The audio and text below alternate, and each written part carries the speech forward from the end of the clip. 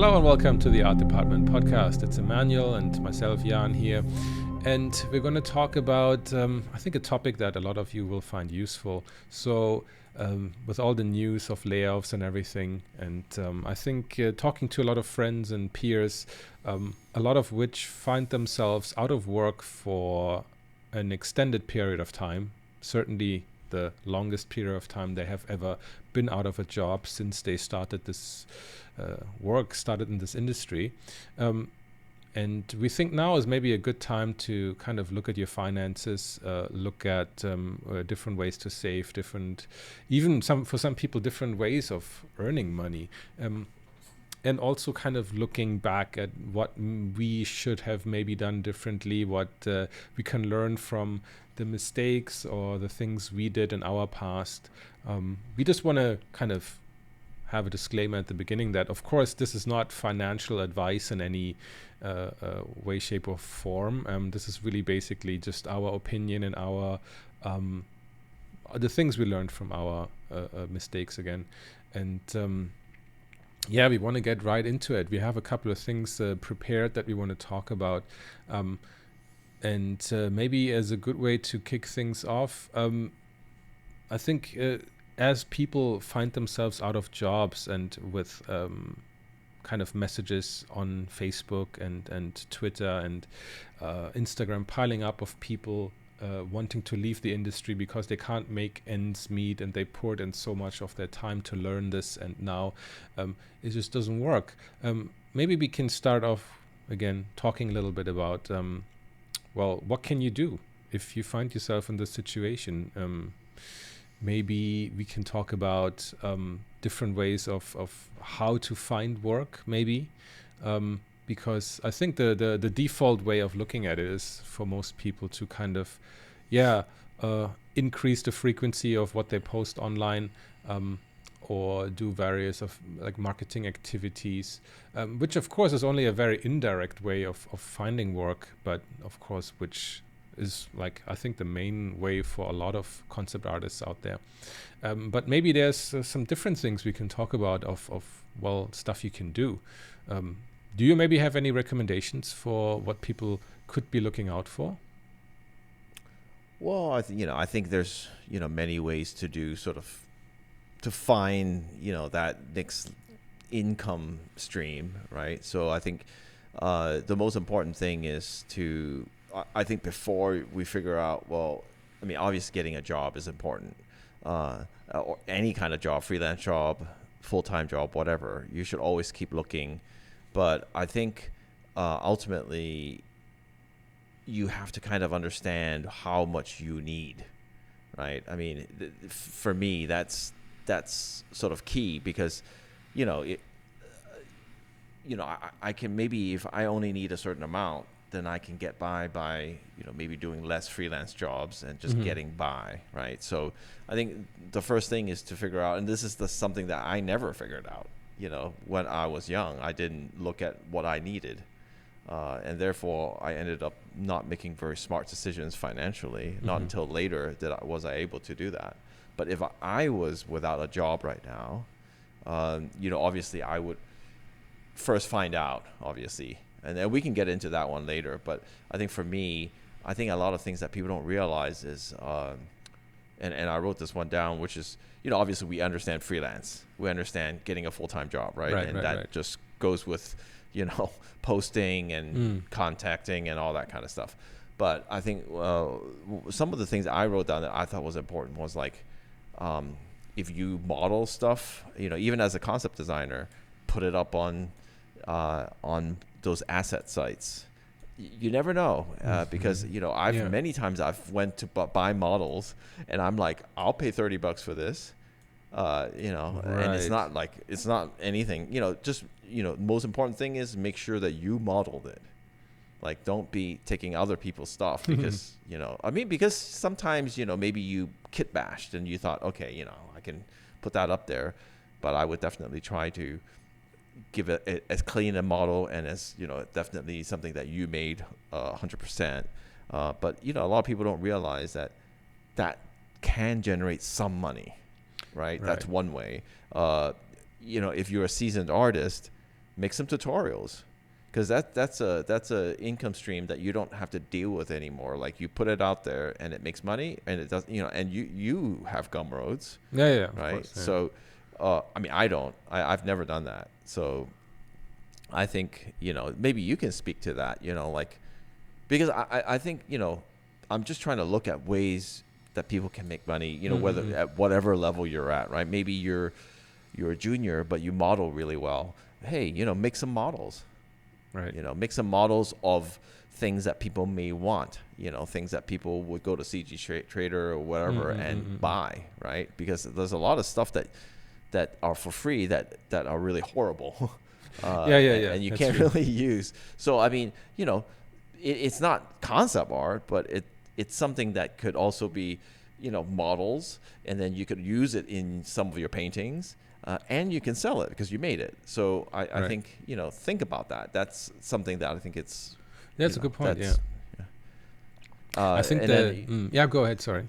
no, tell us a little bit about Gumroads and tutorials, because that's I think that's kind of cool. I mean, yeah. Just one word on the assets. I mean, it's a good reminder actually that you may be making a scene for yourself.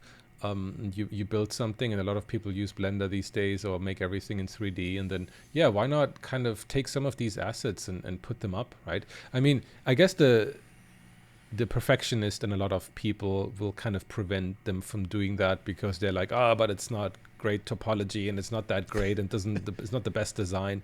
But I mean, in a lot of cases, the people who are actively like need things from like Turbo Squid and what like all the other sites, they maybe are not looking for that. Maybe they're looking just for like a background item or something, right?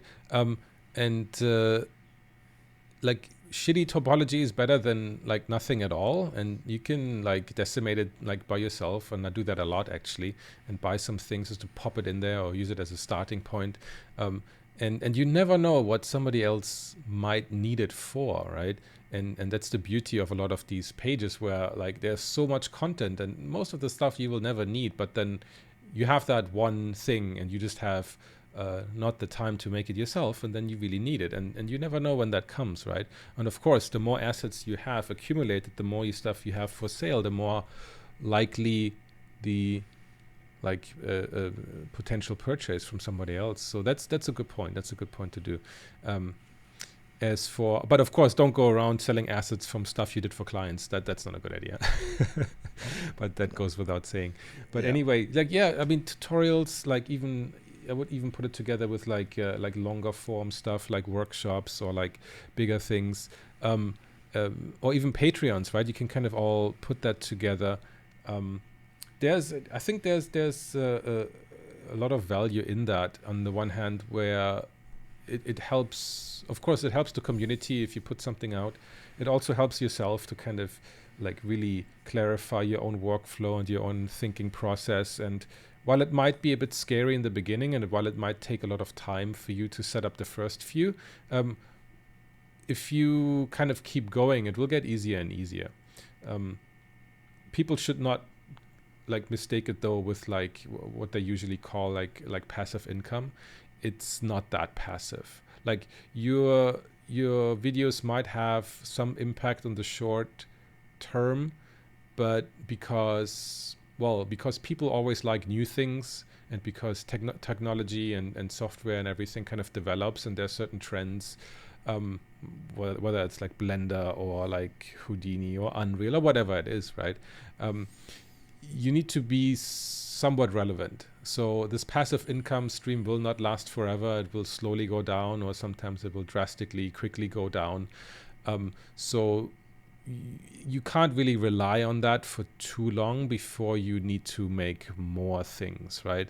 And then also the danger of, if you do something very trendy, like the sales dip very fast, whereas like maybe something longer lasting, something more universal, talking about fundamentals and stuff, might have initially lower sales, but might have longer legs in the long run.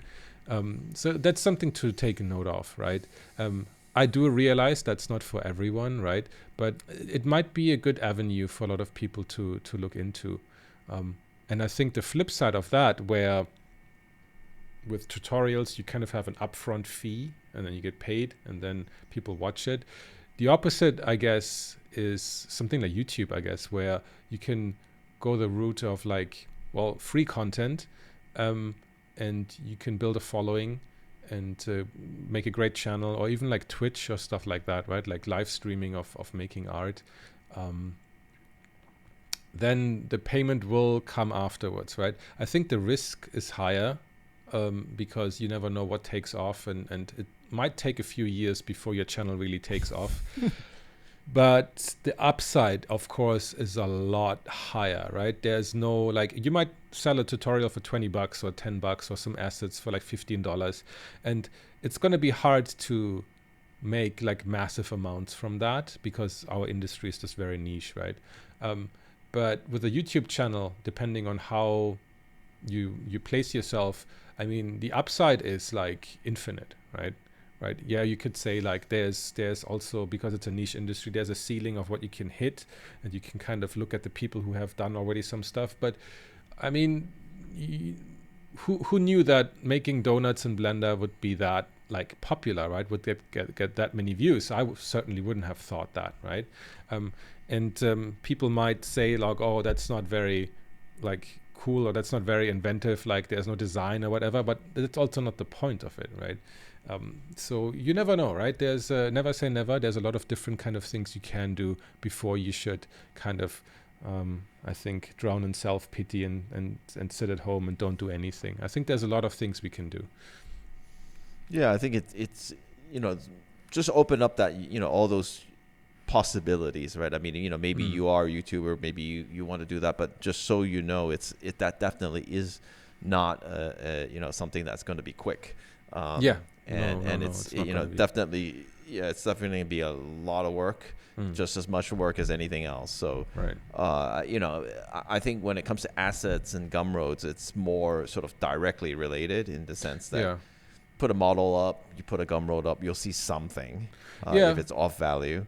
It might not be much, but it will also take some time, and the first thing you do might not be the best, and it might take some time. But I mean, like, okay, let me, if I put it in perspective of like, okay, you're telling me that you've been out of a job for a year. In that year, you can do a lot of things, right? I know the mental stress is intense, right? And a lot of people have very immediate needs for income, right? But I think that's kind of like a different discussion almost. If you're in that situation. Right, just as an example, like Vitaly, everybody knows his model packs, but he started with this Black Phoenix, I think it's called, a long time ago, and it was just sort of he doing a project and then kind of going, well, this could be a kit bash thing. He puts up online. I mean, I think pretty much every concept artist has that, or has some form of a Vitaly pack. So I think, I've been told don't use Vitaly's packs, please. But I mean, at the same time, I think, I mean, definitely everybody bought into it, and I think it's worth a shot. But I think ultimately the most important thing is to know, financially what you need. Yeah.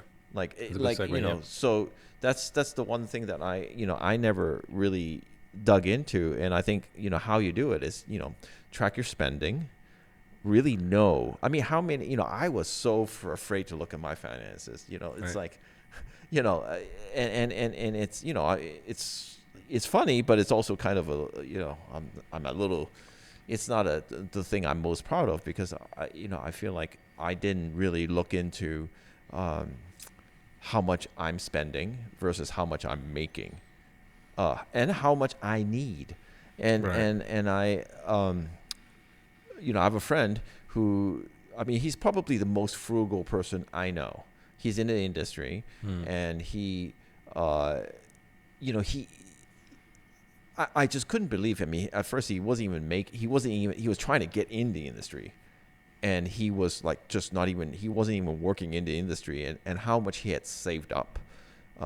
And he's a good poster child for, like at this point, he's bought his own place. This is 10 years later, right?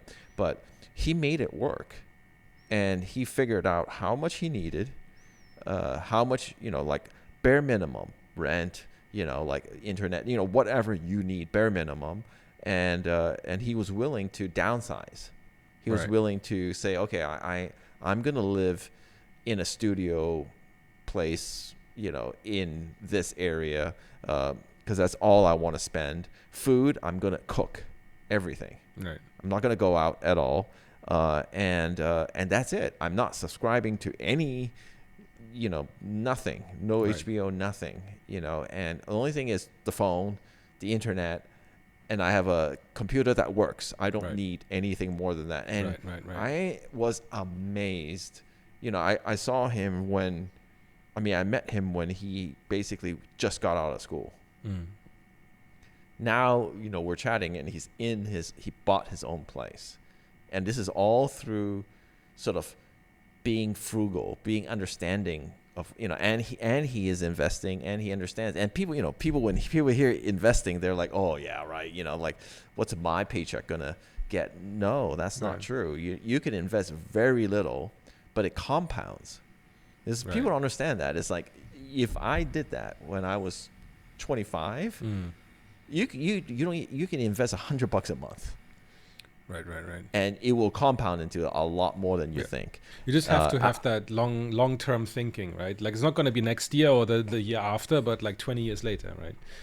Yeah, and there are many books, there are many things you can read to sort of get more an understanding of it. This is just me saying, I'm looking back at my life, decisions I've made, people I've met, and I'm just saying, like my friend, he's just, for me, I'm very impressed and amazed at what he was able to accomplish. And so you can't say it's not doable.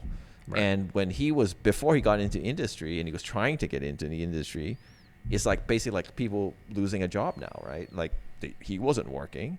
And so he said, okay, I'm going to, I downsized and now I'm going to find other jobs to supplement until I get that job I want. Because he had to. Right. No one was supporting him, and he had to do that. And that's sort of at the point of, and he was in the Bay Area, so Wow, the most okay. expensive Yeah, place. yeah. I mean, but he would be like, well, I'm just gonna rent a room at this place, and I'm like, wow, that's amazing. But he's like, you know what? It's not the most fun thing, but you just gotta make do when you have to make do. I mean, what are you gonna do? But it's doable. Like a lot of people are like, wow, it is very stressful to lose your job, but you also have to say, well, why are you living in this situation? I mean, if you're living in a house, maybe then you need to have a roommate. Maybe you have to look into things that are going to help you. Right. These are some of the things I've realized. I mean, I don't know what, whether you've realized some things through the years for yourself. I think just one note to your friend. I mean, I don't know him, but I think it's kind of seeing a progression from like, yeah, okay, I was in school, I lived in a dorm, it was like crappy, and then you kind of slowly kind of go up the slope, right? Then you buy your own place or you move into somewhere slightly bigger, right? And then it kind of as you get older, kind of your expenditure goes up and your living standard goes up, right? And most people are kind of used to that, right? But then when I think something like unprecedented hits, like, excuse me, like what we have right now, I don't know, like AI and whatever, and like layoffs, and a lot of people are being like jolted out of that progression. Excuse me. Then suddenly, like, you're being presented with that problem that, well, your lifestyle suddenly becomes unsustainable, right? I mean, hopefully you have savings for a certain amount of time, but any situation like that goes on for too long is really gonna, like, again, economically and mentally, like, defeat you, right? Or has the potential to defeat you. And I think it's very difficult for people to downsize. Well, to say like, well, I have that car. Do I really need it? Right? And then kind of stepping away from that, because I mean, not only has it like, well, mental implications for yourself and everything, but it also kind of what it signals to your peers and to the outside world, right? That can also be very That's part of, I think, of what why people are reluctant to do it, or why it's so difficult in general to do that, right? Um, so that's Yeah, I another mean, factor. yeah, I mean, I did that because at some point, I mean, at that point, I was like, okay, I don't want to kill myself anymore, and I Mm-hmm. want to really think about how to sort of retire earlier. Right. So I'm older, right? Obviously, not retiring now, but I'm thinking, well, how can I work less because I'm getting really burned out? And I was like, okay, well, I, I sold my car, the thing that I really loved. Mm. I sold, a lot of things that I had that I thought were, my identity. Mm. But I sold everything basically Mm. because I just thought, it's not things I need, and it can help me, and it's also, you're making a decision, right? You're saying, I need to buy some time so that I can unwind myself so I can find what I want to do next. And I think that's what I did. And I agree with you. But the first thing is to find what is that lifestyle that you need, Right. Right. right? I mean, how like some people is like, hey, no way I'm living with a roommate. Mm. Okay, I understand that. So maybe you have to move further away, Right. That's and good. and you just have to make these changes so that Right. you're not burdened by such a heavy bill every month. That's true. You know. And I think, I mean, a good point is that, yeah, whatever that lifestyle means is different for everyone, right? We're not really saying that, like, oh, you need to, like, you can only like have like $10 like a month for food or whatever, right? I'm just joking here, right? But like, we're not telling you to be extremely frugal. We're not telling you to sleep on the floor, right? Or to live in a dormitory or anything. That's not the point here, right? It's just really to understand what your lifestyle is at the moment, what you need to sustain it, and if it currently doesn't work, right? If at this point, like, your lifestyle is unsustainable with the income you make, then what are areas that you can, like, compromise on, right? And that's also different for everyone. Maybe for some people, like, if you have a family, and then, like, okay, like, if you have a little kid, and roommate is probably not a good thing, right? But what are other areas, right? What do you need?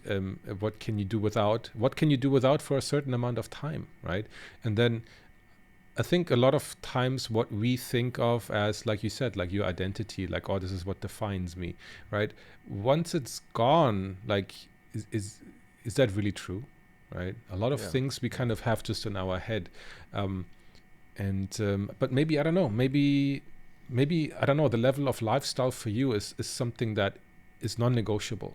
Then you really need to figure out different ways of making more money, right? I mean, there's also the very real fact that, well, if that lifestyle for you is so important, and it might be, and that's totally fine, but maybe the job that you do in this industry can't support that lifestyle. That it could also be, right? Then you really need to, like, think long and hard about what's more important, right? That lifestyle, or this job, or whatever you feel like this job gives you, right? Um, that's um, that's also a very, very important question to ask yourself, right? Yeah, and to segue off of that, it's like, okay, well, if you really want to keep a certain lifestyle, then maybe, you know, at this moment, if the job, like, let's say you aren't having any freelance jobs, Mm. or you just got laid off, obviously the first thing is to look for another job, right? Right. But if you have to make, say, like, I'm going to have trouble in 3 months making my mortgage. Right. Give yourself a cutoff point, and okay, well, then whatever job I'm going to find, I'm going to just do that. Like, be it, because for me, like an example would be, if I have multiple skills, right? So that I've amassed through the years. So if I really got to a point where I was like, okay, I'm not going to make rent, then, I'll be like, okay, well, I can't concept design. Can I matte paint? Because I used to do that. Mm. No matte painting. Okay, can I texture paint? I used to do that. No. Okay, can I model? Can I do that? Like, you have a lot more skills than you think when you're doing art, right? Because you have to, nowadays, most people aren't just painting, Right. right? They have other skills. So Right. maybe, like, oh, well, right now there's more people hiring modelers. Okay, well, go do that. And I know, I wouldn't want to do modeling, but if I had to pay rent or I had kids, I'm modeling Right. Right. Right. until I can do something else. Or, if you character, you can do character modeling. Yeah, you character designer, but there's no jobs. If there's character modeling, do that. Right. And, Yeah. and honestly, if it got to the point where there was nothing, I mean, for me, I would just work wherever I could. Be it a Starbucks, be it whatever. I'll go do that job until it's time to, I find something else. I mean, and that's what I would do. No, I don't know. What that's a would good. you do? Yeah. That's a good point. I honestly have no idea. I mean, I've always was quite lucky to, within a reasonable amount of time, find something else that was related and stuff. But I mean, yeah, it even extends to other industries. I mean, I probably would look to other industries first before I would go quite so drastic as to, like, maybe related industries, right?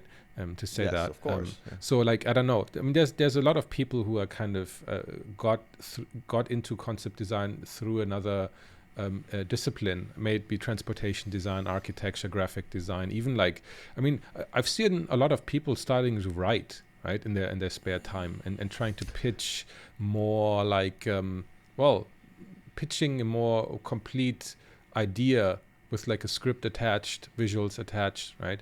Or like, I don't know, VFX, right? Like card game stuff. I have people who kind of want to switch to like oil paint and selling, going to conventions and sell like paraphernalia and stuff like that. That's a big industry. Music videos, directing music videos, right? Or like in the commercial industry, right? There's a lot of like things. Yes, it's like, it's cumbersome, it's difficult, right? You have to find new connections, and maybe in your head it tells you like you failed, right? Maybe some voice in your head tells you like, oh, I can't get a job in video games, which I love, then maybe I'm a failure, kind of thing, right? I think for a lot of people that comes with it, right? But I don't think it's I feel more like there's a lot of opportunity in kind of branching out, and reinvigorating, like, I don't know, your creative urges and stuff like that, rather than like dogmatically sticking to one thing, right? Yeah, I mean, I think if you're open to going outside or peripheral kind of industry stuff, great. But I mean, I'm just like, a lot of people just don't really look at that like, okay, I do my concepts in Unreal, and I paint over it. Well, there's a lot of places that need virtual, like they have a virtual art department that uses Unreal. You'll be an Unreal guy or girl, but I mean, that's okay for now, right? I mean, there's just a lot of that's okay for now kind of For things. now, yeah, that's a good point. Yeah, most people should just, understand that they actually have a lot more skills than they realize. Like, be it like you said, like, using those skills to go to other industries. But whatever it is, I think, just know what you need first so that you don't freak out, right? If you know you need $2,000 a month to survive, then you plan, and then you'll know, okay, I'm actually in okay shape and I can last this long. Right. And I need this and I need that.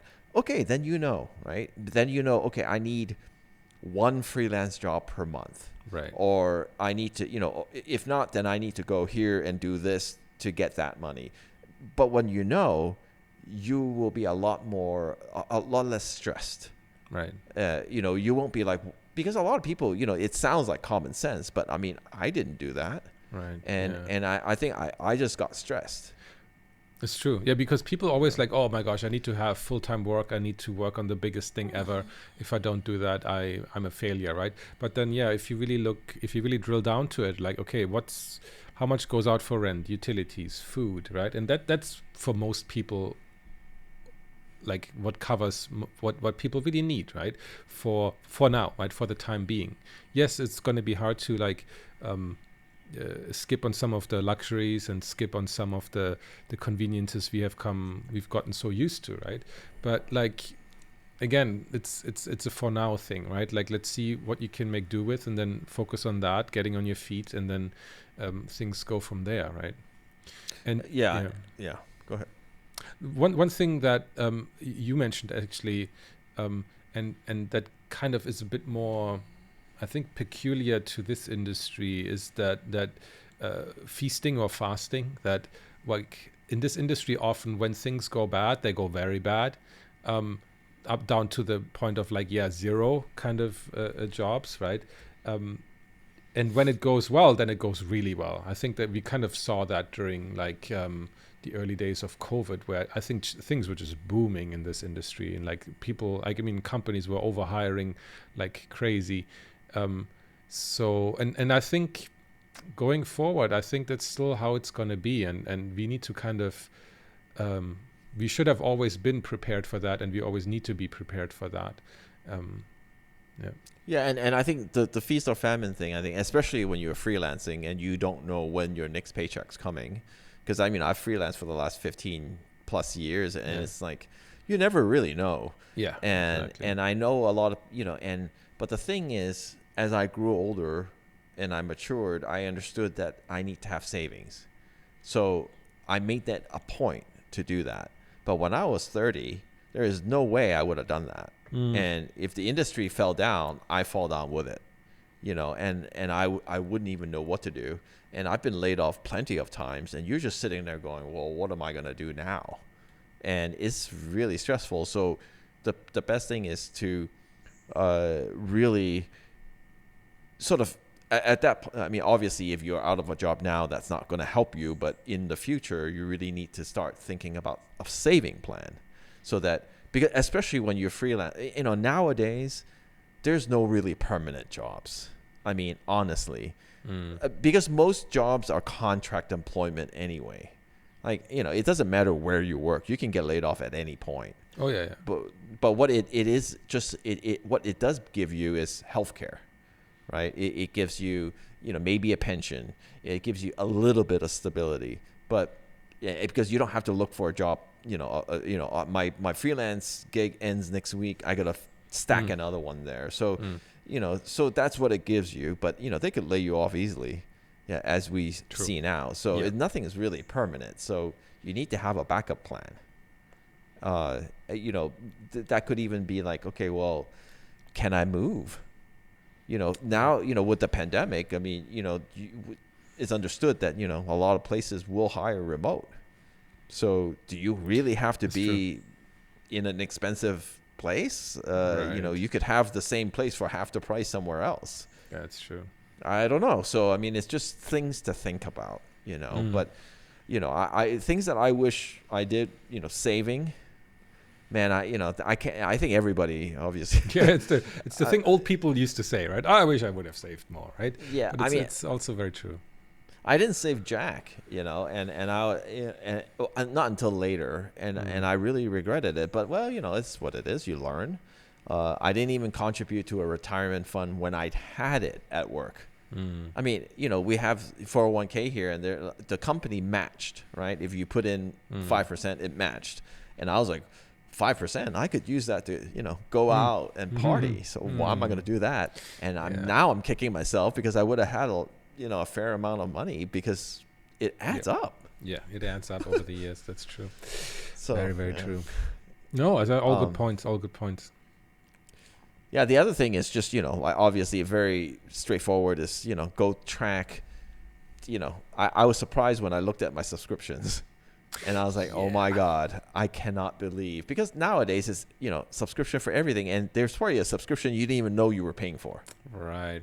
So look into it, man. I mean, everything, right? Everything has cool. They're all wooing you with cool shows. So I'm sure, like, if you add up everything from like Disney Plus and Apple Plus and Netflix, HBO, Paramount, it's crazy. Not even to speak of like Spotify and like whatever else, right? It's crazy. And you need to. We should all kind of look at that. And of course, there's stuff you need for work, right? But like all the entertainment things, you really need to think about what you can do without, right? I mean, ask yourself when you are making an excuse and when you are not. Because if it's, then this is, again, my friend he's like, I don't need that. I'm not doing it.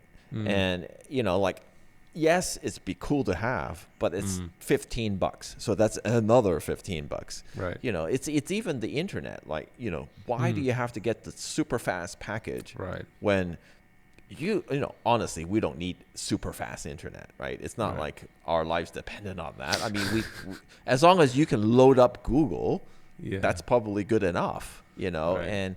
But that, you know, it's between, you know, it's, let's say it's like $30 more to have the faster internet Per month. Like that's a right? luxury, right? Yeah, that's a luxury, you know, plus all your subscription, all of a sudden, you know, that's your food bill for the month. Right. So these things add up, and you have to be willing to do the hard work, which is, you know, get any of these budget tracking apps and just plug it in, and you will be surprised at how much you're spending. Yeah, but and it's a what scary you thing, can right? do. Yeah, it's just, I hated it. I didn't want to do it. And my friend's like, you gotta do it. I'm like, no, you know, and I, you know, I'm lucky because, you know, there was a point where I really pretty much worked all the time. And I, you know, I guess I got lucky and I saved enough that I didn't have to worry like this. But the thing is, you know, these are things that I'm looking at because right now, like I said, I don't need to worry about my next paycheck. But I'm at the other older stage. I'm looking at, well, you know, when can I actually stop working for people? Right. And, you know, and, you know, especially with my disability, I want to make sure I'm covered. So I have different stresses. Right. And I'm trying to look at it in a way where I want to make smart decisions. That's all. And for everybody, you know, I just want to share with them, you know, what I thought I could have done better. And, you know, because I do see a lot of people right now, they're like, man, what do I do now? And I talk to, you know, a lot, and they're younger usually, and they're like, what do I do now? And I'm like, how's your financial situation? Because the better it is, the more time you have to find that next job. Right. But if you're waiting, if you're waiting on the next job for your paycheck for the rent, then you're having a little bit of a problem. You need to have more buffer. And it's easier said than done, but you can do it, you know. But, you know, hopefully some of these things will help. I don't know. I mean, that's what I did. True. So next time, guys, if you're wondering if you should buy that certain thing, maybe it's not such a good idea. Maybe you should buy yourself some time rather. That's a good point. Yeah, that's great. I love that. Yeah, so I hope this episode helped a little bit to kind of, again, don't take anything like verbatim, but like maybe it helped some of the guys to kind of think about some of the stuff they could do.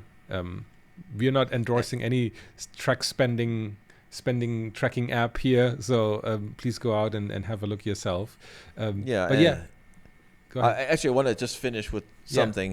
You know, like we've talked a lot about, you know, sort of the finances and stuff like that, and I just want to end with maybe just, you know, be positive as much as you can, have a positive outlook, and also, you know, just know that the industry is at its worst. It will go nowhere but up from here. And industry it always fluctuates, right? It doesn't just go to the top and that's it. It always does this. So be hopeful that there will be, you know, things will come back, and just be ready for it. You know, and whether that be doing your own personal work, doing, you know, whatever you can to stay relevant, you know, just stay positive. You know, and try to rally with your community, because there's a lot of people in the same shoes, that can help each other out. Maybe you all work on a bigger project that blows up, and then, you know, all of you get hired from somewhere. You know, who knows, right? Just stay positive, and like you said, buy. You know, don't buy that next, you know, fancy jacket or whatever. Buy time. That's great. I love that. So. Great. Cool. Well, thank you so much again for tuning in. We love all the feedback that we're getting on all the platforms from people saying that we're back and that they missed us and that it's so useful. So thank you for that. Please keep it coming. And yeah, we'll see you guys in the next episode.